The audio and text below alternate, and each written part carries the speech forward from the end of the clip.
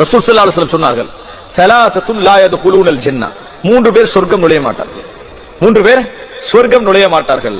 ஒன்று அல் மன்னான், கொடுத்ததை சொல்லி காட்டக்கூடியவர், கொடுத்ததை சொல்லி காட்டுவன். அல் ஆக்குலி வாலிதைஹி, தன் பெற்றோர்களுக்கு நோவினை செய்யக்கூடியவன், தன் பெற்றோர்களுக்கு நோவினை செய்யக்கூடியவன். நோவினை அடிக்கிற, நமக்கு நோவினைண்டாவே நம்மளுக்கு தெரிஞ்சது அடிக்கிறது, ஏசுறது, அதல்ல எந்த வகையில அவங்களை என்ன செய்யறது இல்லை, மன கஷ்டத்துக்கு உள்ளாக்குவது இல்லை. அல் ஆக்குலி வாலிதைஹி.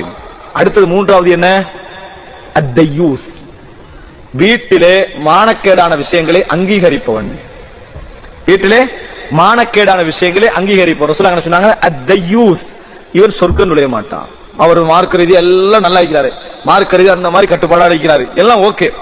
ஆனா வீட்டுல என்ன மேகசின் வந்து மேசையில இருந்தாலும் கண்டுகொள்ள மாட்டார், அதுல சினிமா பக்கம் இருந்தாலும் கண்டுகொள்ள மாட்டார். பேப்பர்ண்டா வரத்தான் செய்யும், கண்டு அந்த மாதிரி விட்டு பேப்பர்ண்டா வரத்தான் செய்யும். ஓண்ட அனுபவத்துக்கு நீ அது ஓகே.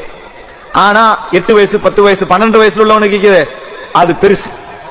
அந்த இடத்துல நீ யோசிக்கணும். அதான் தையூஸ் ரசூலுல்லாஹ், நீ வந்து என்னது, மானக்கேடான விஷயங்களை வீட்டில் அங்கீகரிப்பவன்.